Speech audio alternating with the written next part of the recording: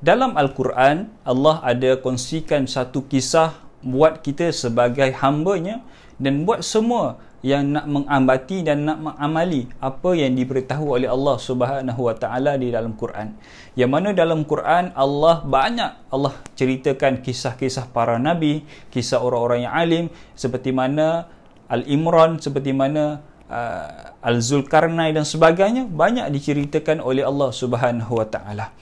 Tak faham daripada Quran, kita boleh rujuk hadis-hadis Nabi. Tak cukup dengan itu, para ulama juga menafsirkan, memberi huraian daripada hadis dan Al-Quran.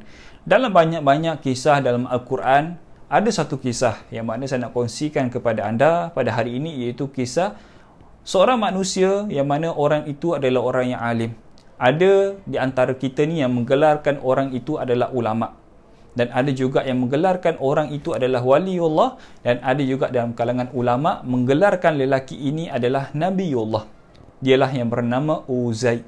Yang mana ada yang kata Nabi Uzai, ada kata dia adalah wali dan sebagainya. Bahkan puak-puak Yahudi juga menganggap yang mana Uzai ini adalah anak Allah. Kenapa? Kerana Uzai inilah satu-satunya lelaki yang mana dihidupkan dan dimatikan sebanyak 2 kali. Dihidupkan 2 kali dan dimatikan 2 kali juga. Dialah Uzai, seorang hamba Allah yang mana bertakwa dan soleh kepada Allah Subhanahu Wa Taala. Jadi Uzai ini makruf dalam kawasan dan kampungnya, dalam kawasan itu yang mana Uzai ini adalah seorang lelaki yang mana sangat alim. Doanya dimakbulkan oleh Allah Subhanahu Wa Taala.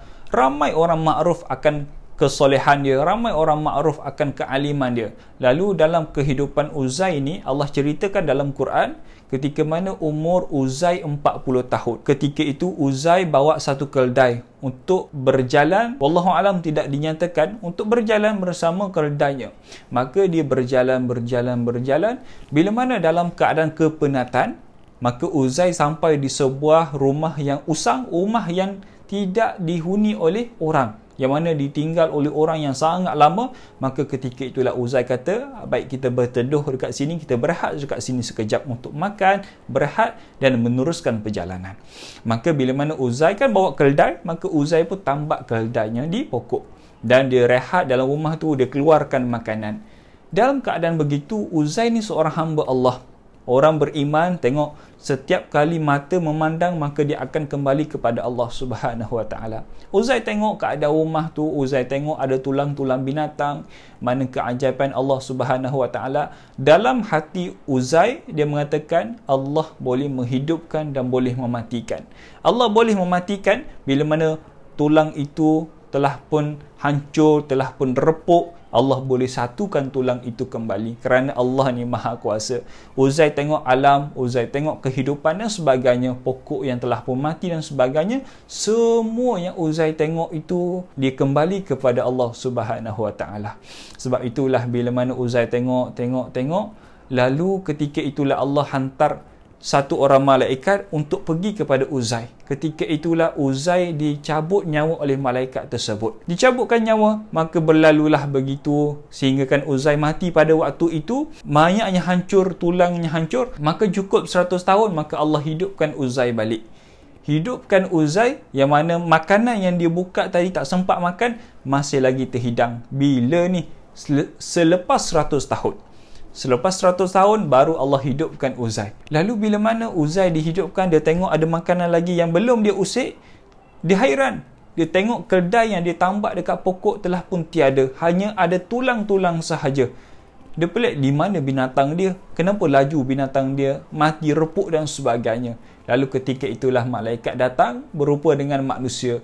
Malaikat tanya kepada Uzai, wahai pemuda yang soleh, berapa lamakah kamu tidur? Uzai tengok keadaan sekeliling. Dia tengok keadaan sekeliling, dia tengok matahari hampir terbenam. Ketika itulah Uzai kata, mungkin aku tidur separuh hari ataupun aku tidur seharian.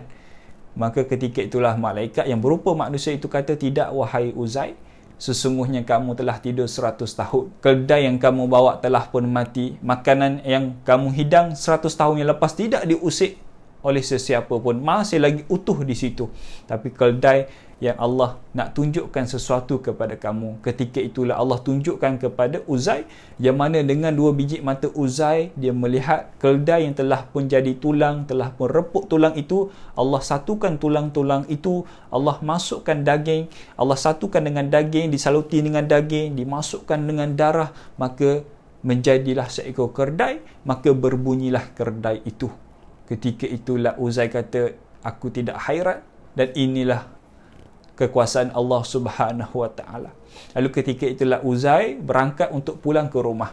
Bila mana sampai di kampung halaman dia, kampung tempat dia, dia tengok memang kampung itu telah pun berubah. Yalah, 100 tahun kan, telah pun berubah, rumah telah pun berubah, cara pemakaian manusia ketika itu pun telah berubah, fashion telah berubah. Maka dia menuju ke rumah dia. Bila mana nak sampai di rumah dia, Uzai melihat ada seorang wanita yang tua berada di pintu rumah dia, yang mana wanita tua itu telah pun buta. Maka Uzai pun mendekati. Bila mana hampir dekat, Uzai pun ingat balik wanita ini adalah pembantunya ketika mana dia 100 tahun yang lalu, seorang pembantu yang berada di rumah dia, tapi hari ini wanita itu telah pun tua. Maka Uzai dekati wanita itu. Uzai tanya, wahai makcik, rumah siapakah ini? Maka jawab makcik itu, sesungguhnya inilah rumah seorang hamba Allah yang mana soleh, yang mana sangat alim. Dialah yang bernama Uzai. Dulu ketika mana Uzai umur 40 tahun, dia keluar daripada rumah untuk meneruskan perjalanan. Wallahu alam ke mana. Dibawa seekor keldai, dan sehingga hari ini 100 tahun Uzai tidak kembali. Sesungguhnya aku telah buta. Seandainya Allah berikan aku penglihatan, maka aku boleh cam siapakah Uzai itu. Maka ketika itulah Uzai berdoa kepada Allah, disapukan mata makcik tadi, maka Allah izinkan, maka makcik tadi boleh melihat kembali. Lalu ketika itulah makcik tengok, makcik kata, sesungguhnya kamulah Uzai. Kamulah Uzai. Dengan kekuasaan Allah, aku menyaksikan Allah Maha Kuasa. Ketika itulah makcik itu tengok keadaan Uzai, yang mana tiada beza, masih lagi sama umur 40 tahun. Bagaimana Uzai keluar daripada rumah 100 tahun yang lalu, begitu jugalah Uzai kembali dalam rumah selepas 100 tahun sekarang. Kita tengok ini adalah satu kisah yang mana Allah nak kongsikan kepada kita. Seandainya Allah nak melakukan sesuatu, sangatlah mudah bagi Allah Subhanahu Wa Taala. Yang mana Allah kongsikan kisah Uzai ini bukan semata-mata untuk penyedap telinga, bukan semata-mata untuk penambah rasa dalam bercerita, tidak. Allah kongsikan kepada kita semata-mata untuk kita sebagai hamba-Nya untuk mengambil pengajaran bagaimana kuasa Allah Subhanahu Wa Taala sangat luar biasa, yang mana Allah memilih Uzai untuk Allah tunjukkan kekuasaan dia. Kita tengok para nabi, berapa ramai para nabi Allah tunjukkan kekuasaan dia, seperti mana Nabi Musa alaihi salam, seperti mana Nabi Nuh alaihi salam berlaku banjir, seperti mana Nabi Yunus berada dalam ikan nun 40 hari masih lagi selamat. Itu semua kekuasaan Allah Subhanahu Wa Taala. Begitu jugalah Nabi kita sallallahu alaihi wasallam, terpancarnya air daripada jari-jari Nabi sallallahu alaihi wasallam. Sebab itulah bila mana Allah berkehendak sesuatu, maka itu boleh, itu senang buat Allah Subhanahu Wa Taala. Lalu kita ni sebagai hamba Allah, tak lain tak bukan kita kena kembali kepada Allah Subhanahu Wa Taala. Lupakan dunia, kembali kepada Allah Subhanahu Wa Taala. Semoga kita ni disatukan dalam syurga Allah Subhanahu Wa Taala. Assalamualaikum warahmatullahi wabarakatuh.